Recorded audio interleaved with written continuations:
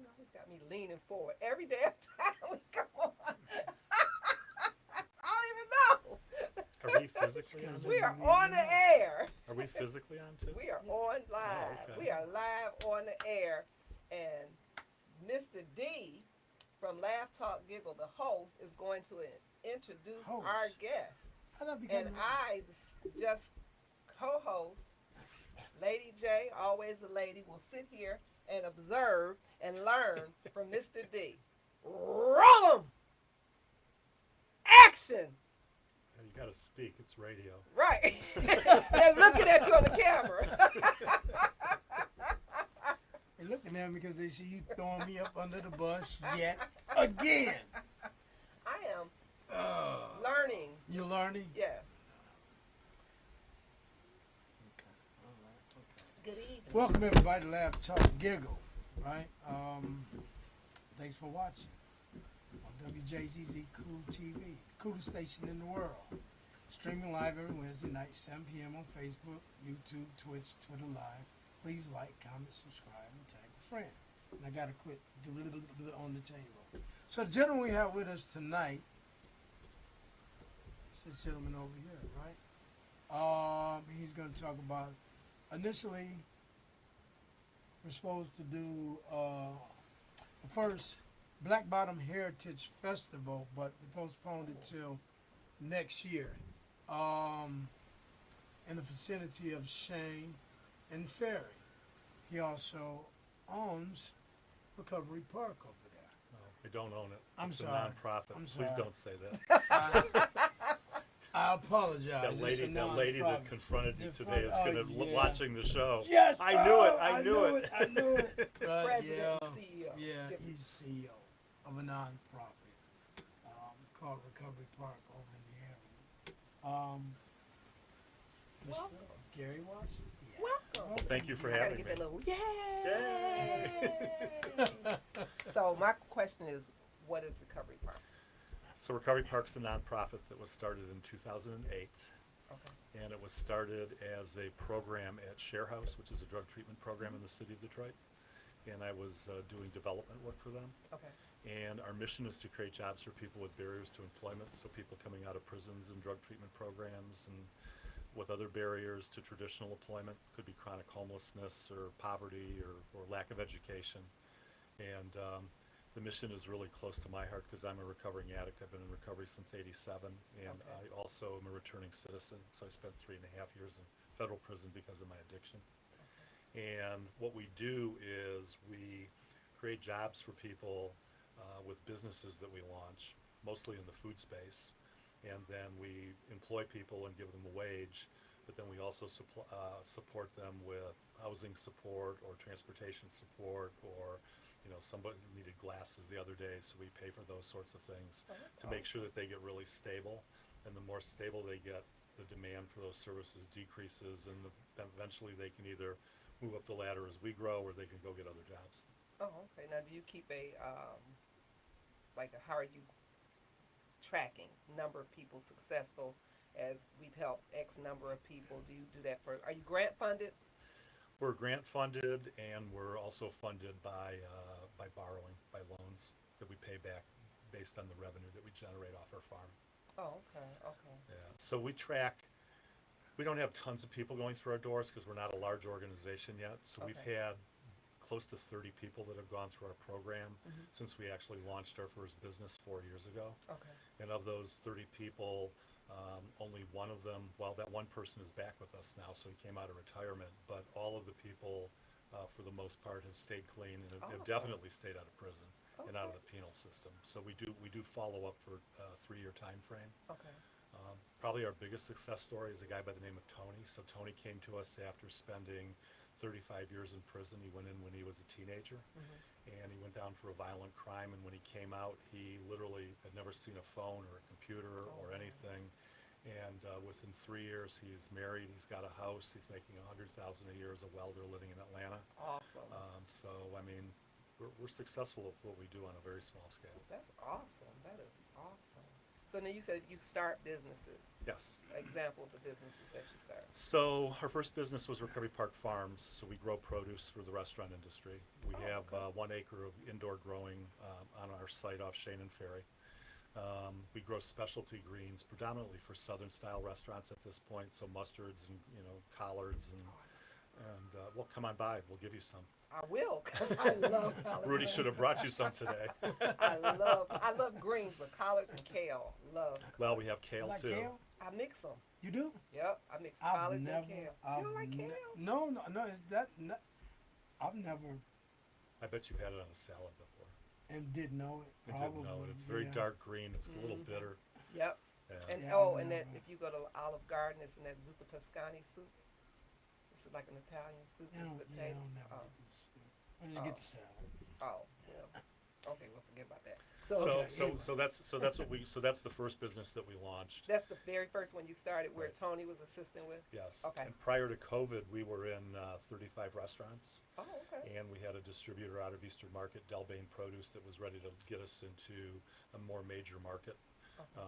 We had conversations going on with Myers and a couple of other grocery store chains, and then we literally had to shut down our operations during COVID.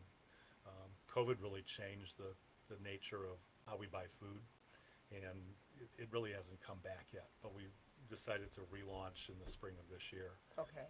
and spent a lot of capital dollars improving our greenhouses and rehiring our people.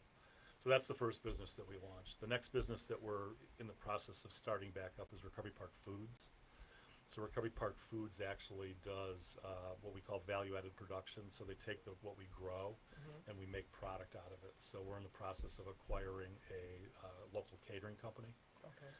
that's doing about $500,000 a year in sales.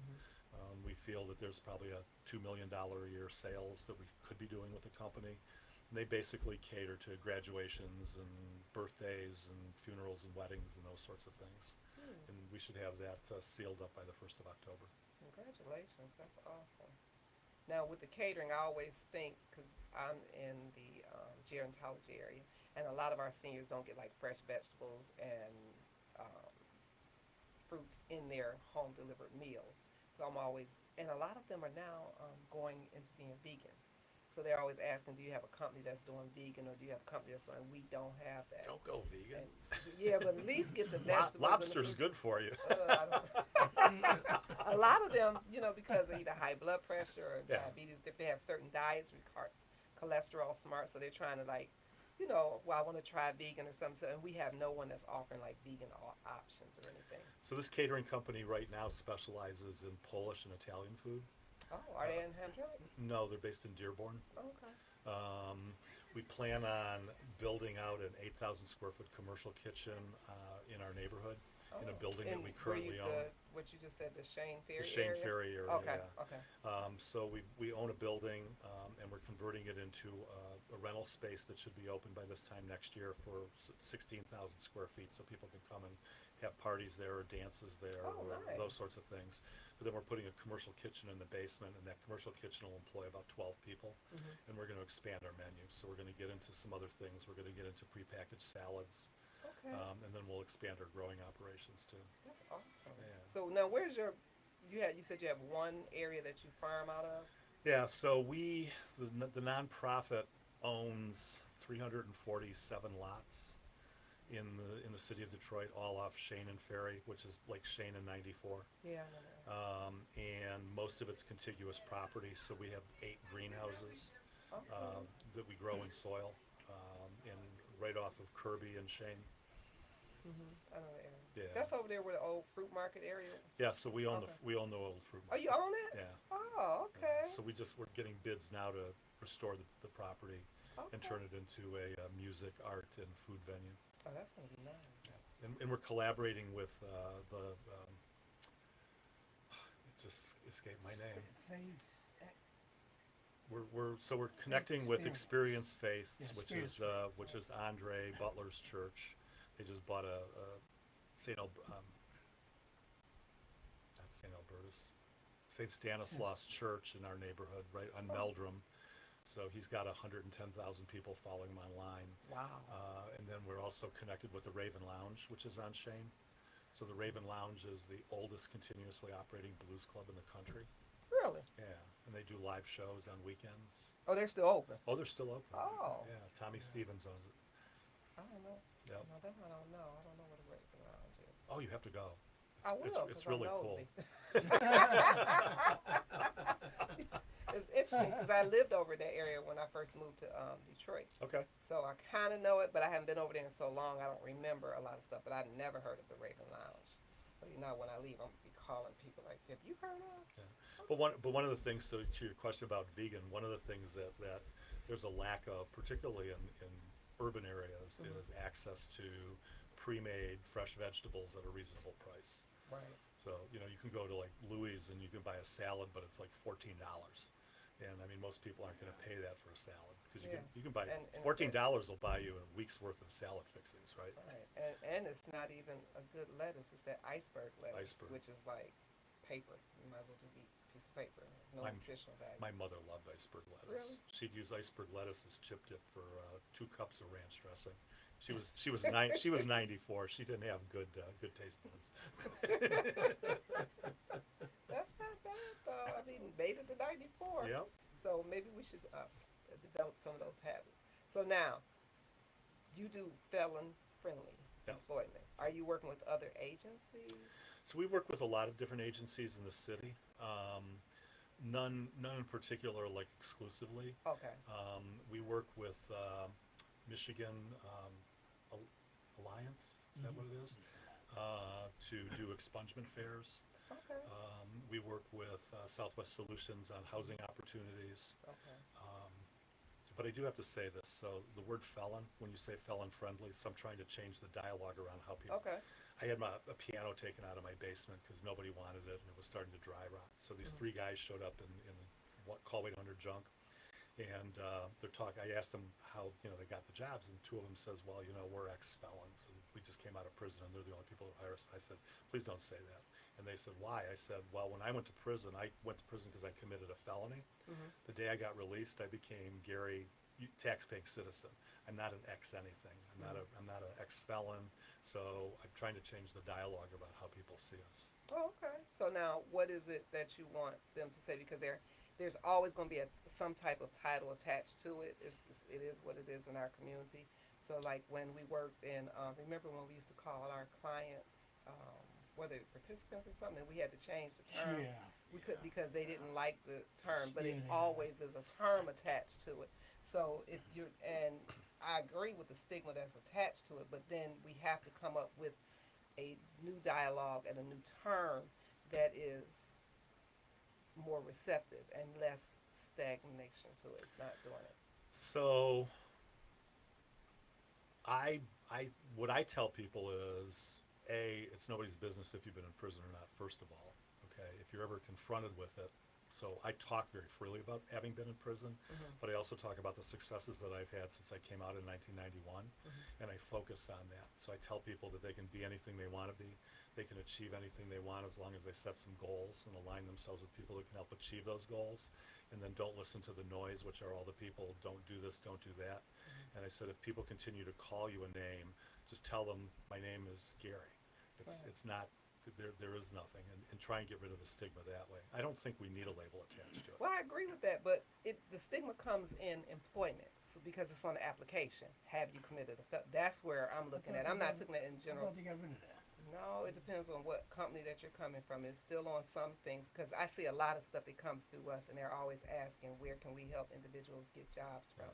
Like even some of the car dealers, they'll say they don't. The manufacturers say they don't discriminate, but I know people who have not been able to get employment because of that. Just because the box isn't on there doesn't mean they don't do background checks. Oh yeah, Right. yeah. So- And also it's for like certain jobs too. Like you can't be a CNA. You can't be a CNA if you have a history of felony. So certain things are prohibiting it. So that's why I'm saying not in general conversation because I think nobody really cares. It's just when it comes to employment, when it comes to certain educational opportunities, you're limited to those things. So and I've done housing, unfortunately, low income housing. So I've done some testifying in Lansing and Washington, D.C. to try and change some of that. So in Michigan, there are 1,800 job classifications that people coming out of prison cannot qualify for. So because I committed a financial crime, even though I've been out of prison for over 30 years, I can't go mop floors in a nursing home because they think I'm going to steal money from old people. Wow. So what I'm doing is trying to change the dialogue in government corridors to start getting rid of some of those things. But what I tell people is when they go on a job interview and somebody asks, have you been in prison? Be honest and say yes, but then change the conversation and go, but since I've been out, these are the things that I've done to improve my life. Okay. And then move from that to talk about, and these are the job skills that I bring to the table, and you would be remiss in not hiring me. All right. Okay, I like that. That's a better way to do it. Okay. What do you think? Yeah, what do you think? What do you think? You sitting there like, You're sitting there in pain. oh, you're in pain. Oh, we didn't. You're not supposed to tell him he old. And oh, I'm sorry. They can see that on TV.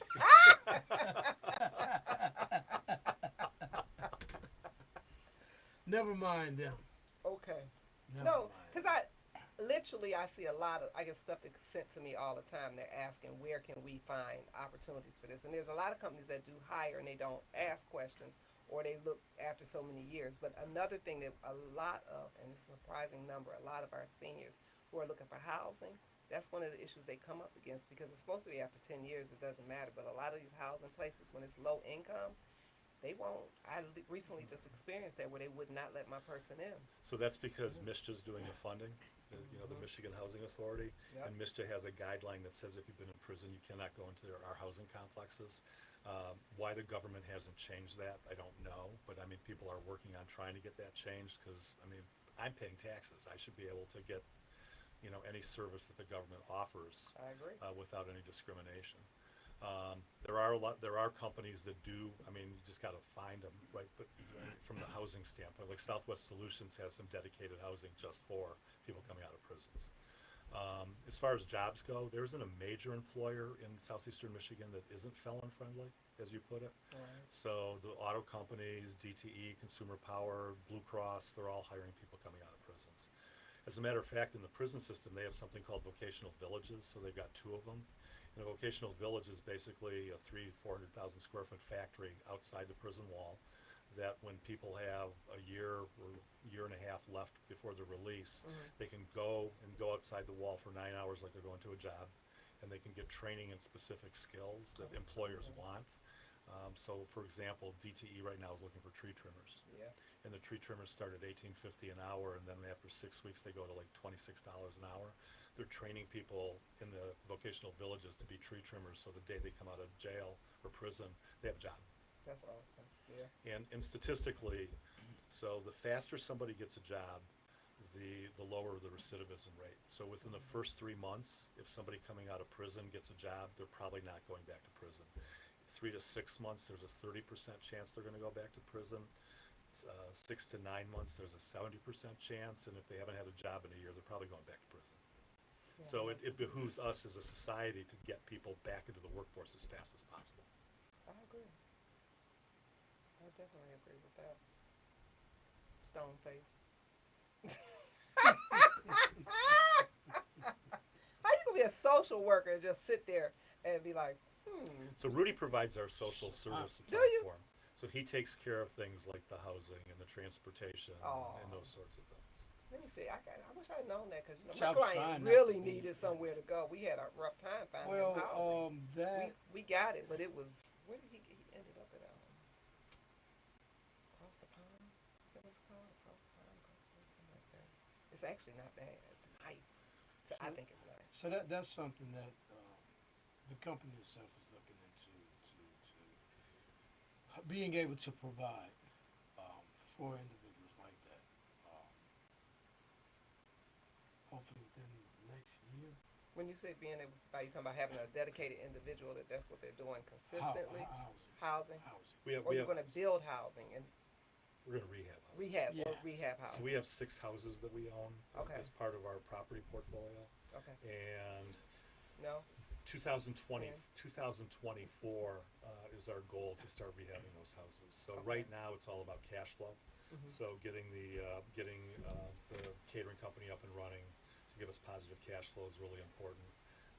We're working on bringing a new restaurant concept to Metro Detroit called Orizaba Mexican Scratch. What does that mean? So we're negotiating a 10-store franchise to open up 10 Orizaba stores in Metro Detroit that'll employ our population. Each store will employ 12 to 15 people, and our first store should be up and running late spring of next year. Now, what is the menu? What is that? So Orizaba is a mountain region in southern Mexico, and they're known Okay. for their street food. It's a resort area, Okay. and the food's very similar to Chipotle or Qdoba, except there's no salt in it.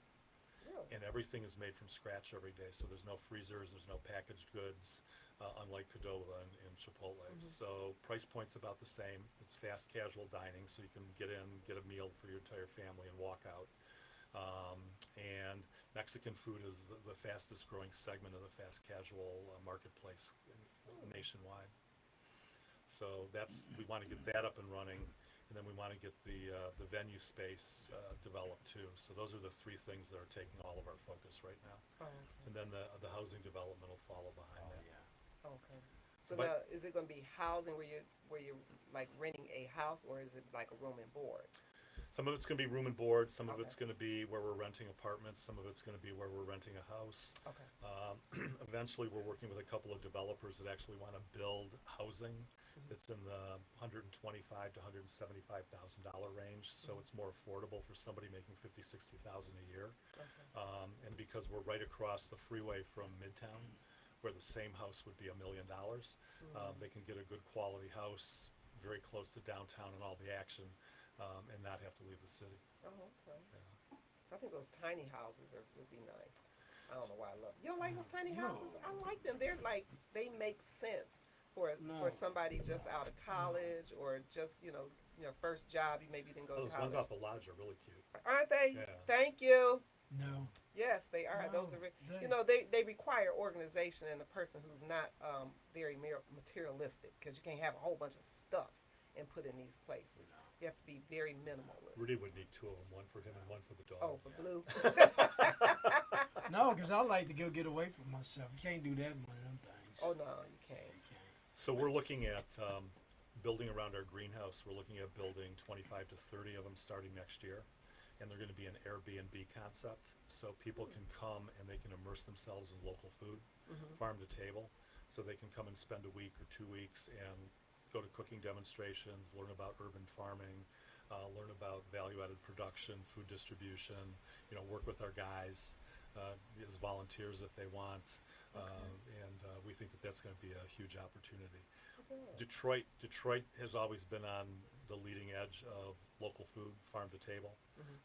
And I think that the more we can push the envelope where people can actually come here from other parts of the country and look at what we're doing, and be able to stay here, so they're not staying in like the Marriott downtown. Right, Nothing right. against the Marriott, but it's just an alternative type place to stay. I think it's going to be a big hit. It sounds like it's going to be something very popular. Yeah. I might have to apply for a job. I'm just saying.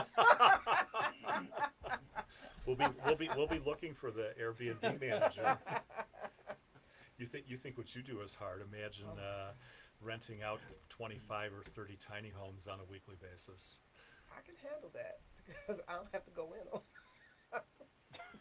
So I'm gonna take your job, Rudy. I'm sorry, it's got. So I've got a friend that has 10 Airbnbs in the city of Detroit, and he always looks tired. And I'm like, why do you always look tired? And he said, because I'm busy between 2 o'clock in the morning till 6 o'clock in the morning, because the people that rent these places are usually young people partying. Oh, okay. And it's part of our contract that they can't be doing that. And so I have to literally go around and make sure that they're not doing that. And if they are, kick them out. Yeah. And he said, so I'm up all night. Exactly. I actually talked to somebody who was telling me that, saying that they're renting the places because it's cheaper than getting a hotel room, and then they think they can do anything in there. Yeah. And the neighbors are having issues and Yeah, complaining. and well, the hotel will come in and go, look, you can't have 12 people in this one bedroom. Oh, so the hotels are getting involved. Well, the hotels literally. I 'cause thought people- you were saying they were getting involved in the Airbnb. No. Saying So that they can't. where the hotel will send somebody up because you're making too much noise, and Right. they'll knock on the door and see you got 12 people in a bedroom, Yeah. and the smoke's billowing out the door. So they'll kick them out, right? So Okay. with an Airbnb, generally it's an whole absentee. house. It's a big house, and so they have way more room to spread out and party. Wow. Okay, so I want to Okay, let's do this commercial real quick because I got a question about this thing. Do something. How you just sit here and do absolutely nothing? I'm just telling you, you ain't getting paid today. You ain't getting paid today. Do I need to so you can laugh? I did the commercial. It's your turn to do the commercial. Thank you for watching Laugh, Talk, Giggle. Thank you. Live on WJZZ Cool TV, the coolest station in the world. Airing every Wednesday at 7 p.m. on Facebook, YouTube, Twitter, Twitch. Twitter Live. Twitter Live. Please like. Share, subscribe, and tag a friend. And don't listen to him. Just listen to when I say it. Don't listen to him when he's cussing. And check out Recovery Park. You guys are available online because I went online and I was able to Google. Yep. And I didn't get to, I only had 5 minutes because I was sitting in my car and I pulled it up. But you have a website. What's your website? recoverypark.org. recoverypark.org. And then there was another one on there. Recovery Park Farms. That's what I saw. ORG. So you can check out those things. I think they are scanning across the bottom of the screen. I don't have my eye spectacles on, so I can't see, but the address is running across there as well. So definitely check them out, see what they're doing. Maybe you can, are you looking for volunteers in certain things yet? Not yet. Not yet? Okay. Probably not till spring of next year. We don't have the Okay. capacity to handle a lot of volunteers. Okay. Do you take referrals for individuals? How do they find out about Recovery Park? So all they have to do is go to the website or just Google Recovery Park. Our phone number will pop up. If somebody's looking for a job or if somebody needs referral services, just call us. Okay. And they'll leave a message and we'll get back with them. Rudy will get back with them. Oh, okay. Oh, wow. Oh, God. He's so mean.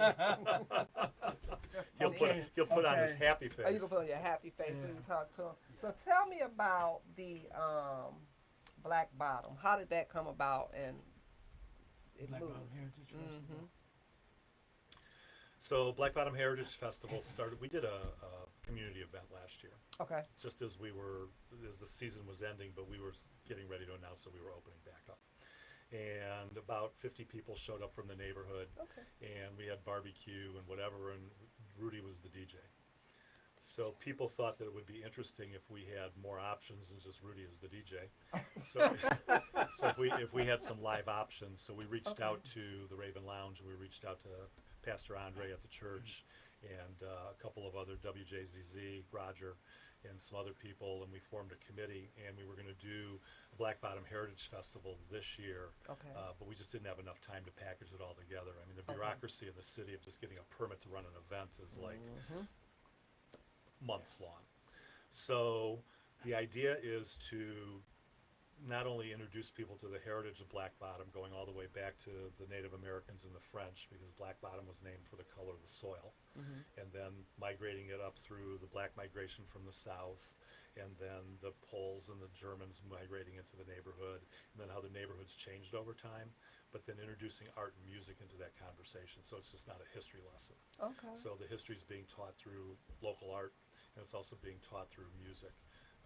We decided on several kinds of music. So Pastor Andre's into religious hip hop, so he's going to introduce some religious hip hop artists, and then WJZZ Roger's bringing in jazz artists, and then the Raven Lounge is bringing in some blues artists.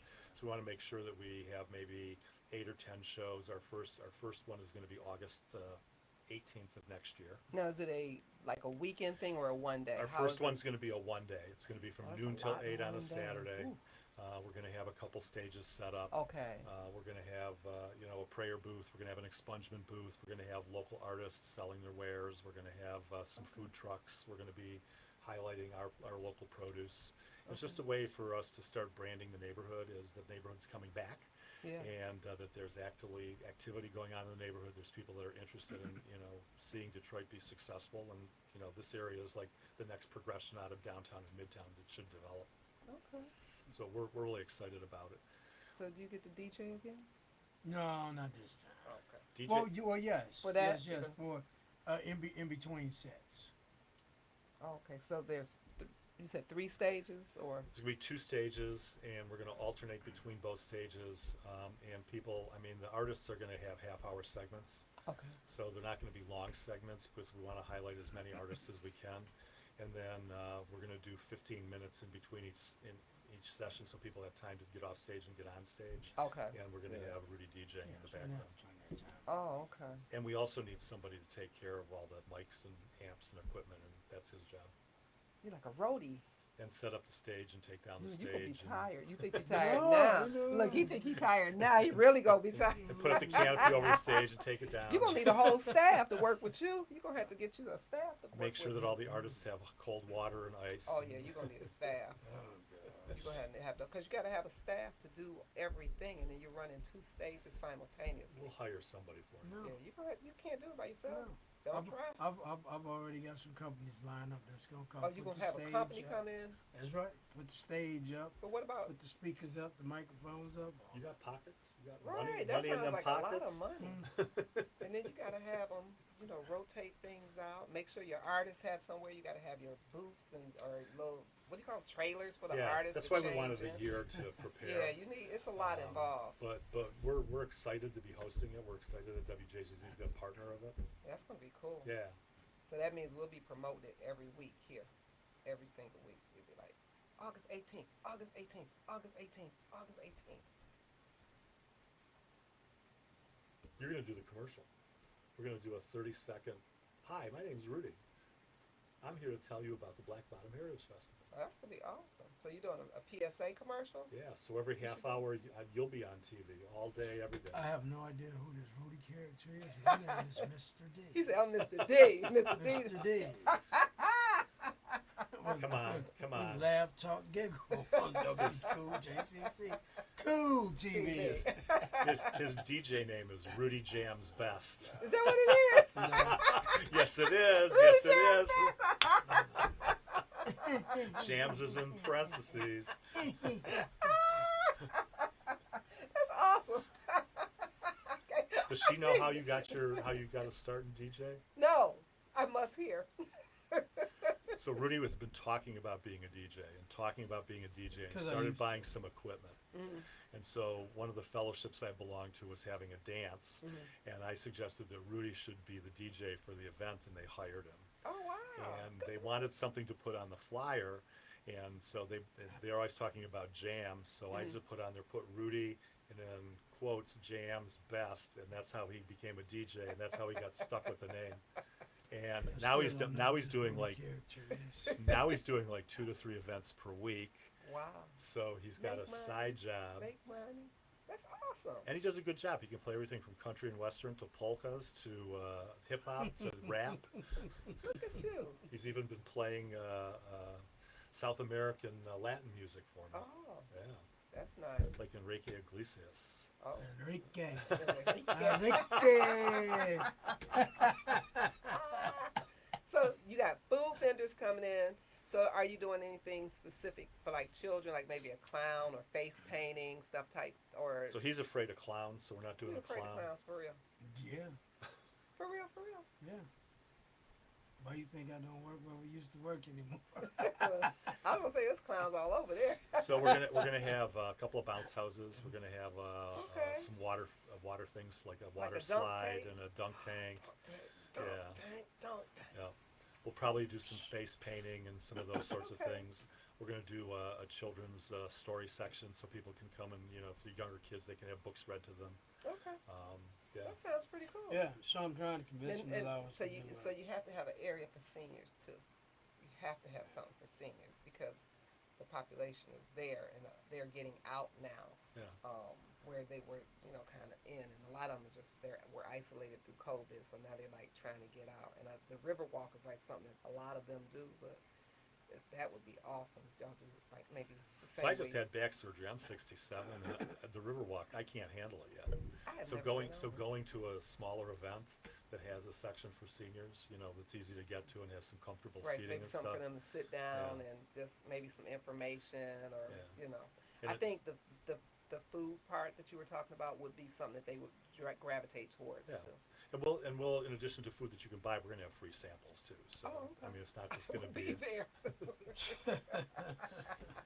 And Well, I'm coming to get my collard greens because y'all said that on live TV that I get collard greens, so I'm coming for collard greens. Just tell me when and where. Stop by any day of the week Okay. and ask for Rudy, and he'll take you over to the farm, and you can cut your own. Oh, I can cut them myself. You can cut them yourself. Yeah, you got me up.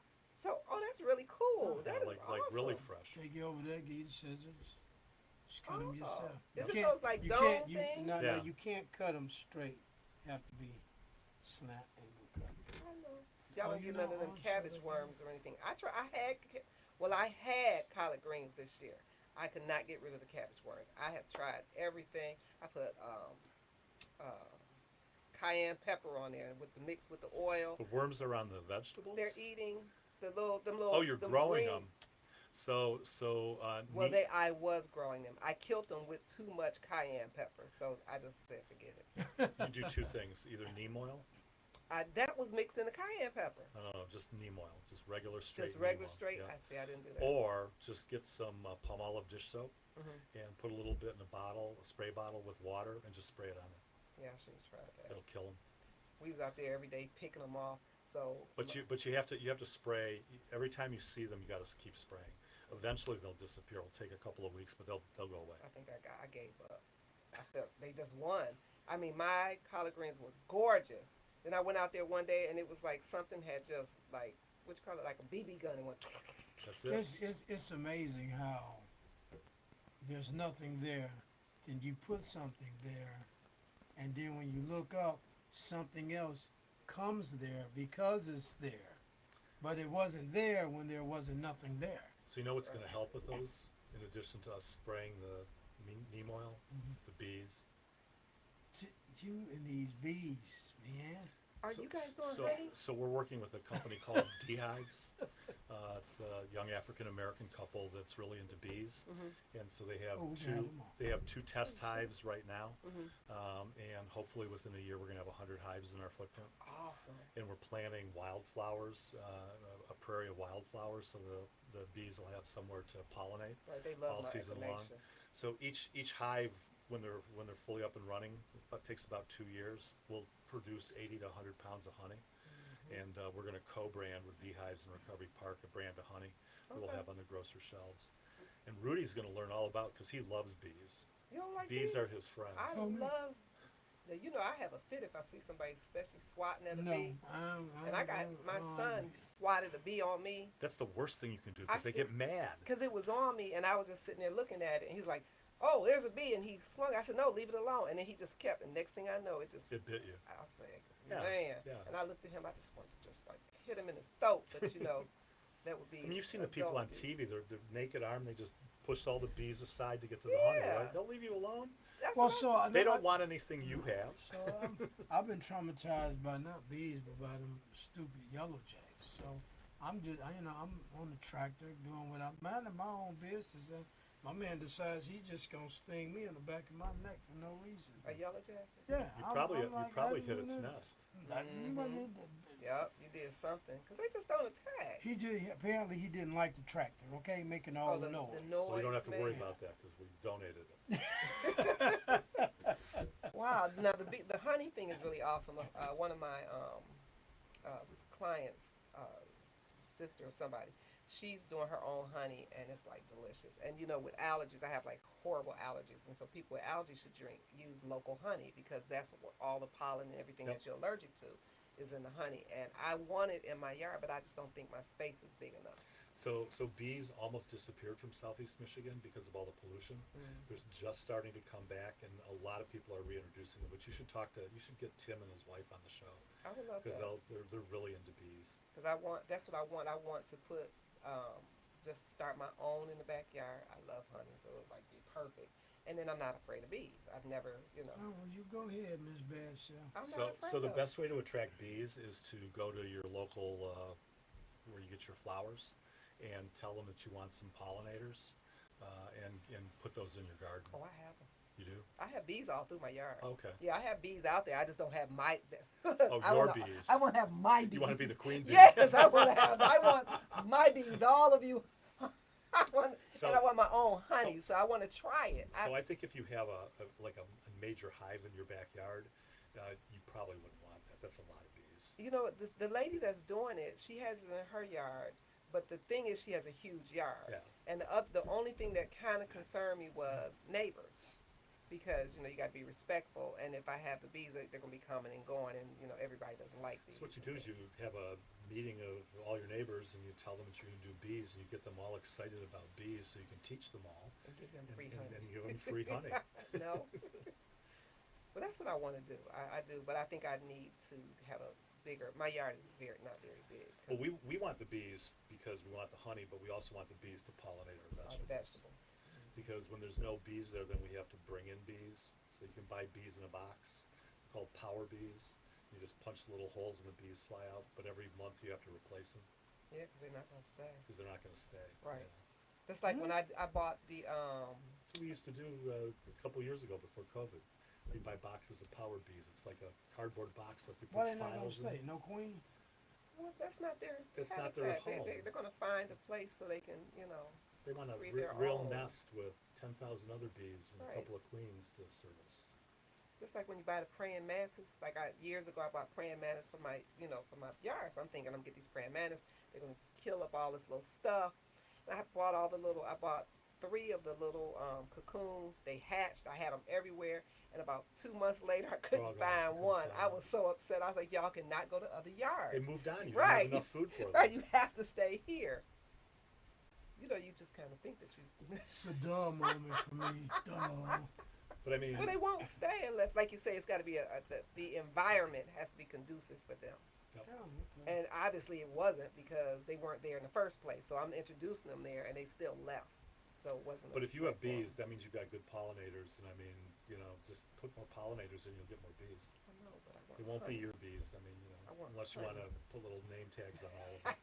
JB, JB2, JB3. That's JBB right there. I think you guys are doing awesome over there. I see Mr. D didn't tell me y'all doing any of that. He just come up here and don't say anything. I know nothing about all of this stuff. Nothing. Every day, sitting up there telling me nothing. That's surprising. He's got the biggest mouth at the office. Talks all the time, and you put him on the radio where he needs to talk. And Right. He doesn't say anything. He just stares at you. I used to watch him run groups. I He think used to it's- have I think it's groups of stage fright. 50 and 60 guys up there, and he would run them groups, and them guys would be on point. And he didn't need a microphone, ran the whole group. How come I've never seen that? You never side seen him of run a you? group? Oh, he's excellent. Rudy's awesome when he runs his groups. Cause you was at Maine and I was at Macomb. You is that man? Yeah, you. That's one of the things when I met him. That's what he was running groups, doing recovery coaching. He was doing the whole 9. So he needed to get out of what he was doing because he needs to do something more physical. So he's doing all of our grounds. He's our project manager for all of our grounds and buildings maintenance, Oh, okay. in addition to using a social work degree. So that gives him the physical activity that I think he needs to calm blow all up that energy. the energy down, Mm-hmm. and then to use his master's degree too. He's That's doing awesome. he's doing a See, great job. Look at you. I love him. Can I take a loan? Because you obviously are like up here, and I'm just here.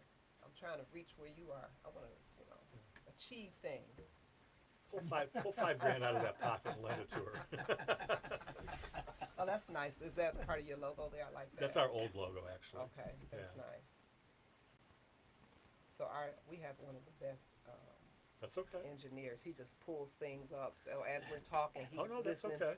And that's really good because sometimes they don't be listening. So he's listening and he's Yeah. paying attention. So Yeah. he knows what's going on and he's really promoting it, which I like. So Derek is awesome. I always say Derek is awesome. And don't y'all try to steal him from us because we need Derek to stay here. But he's awesome.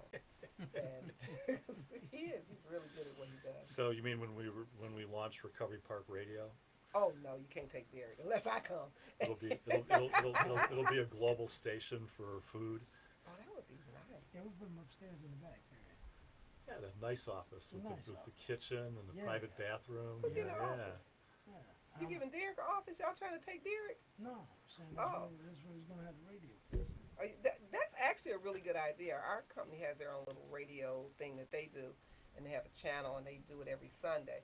And it's really good because you're doing self-promotions and then collaborations because you can bring in other agencies and they can collaborate but still build you up as you go. Our big thing right now is I'm trying to keep the whole team focused because we've got so many ideas bubbling. We got to get the catering company up. We got to get the Orizabas going. We got to get this building converted. Everything else is like nice shiny It's stuff, coming and it just later. goes down the Yeah. parking lot.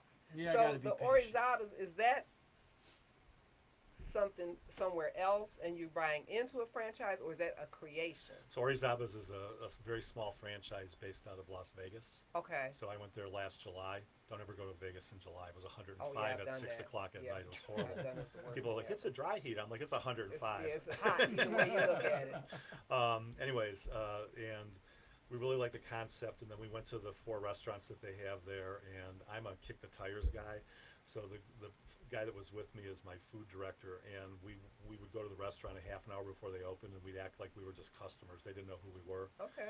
And the first hour that each of the restaurants was open, all the clientele were all Latino, Mexican, and which is a good sign when Right, they're going right. to eat their own food. Because you want to right? see if you eat your own food. Yeah.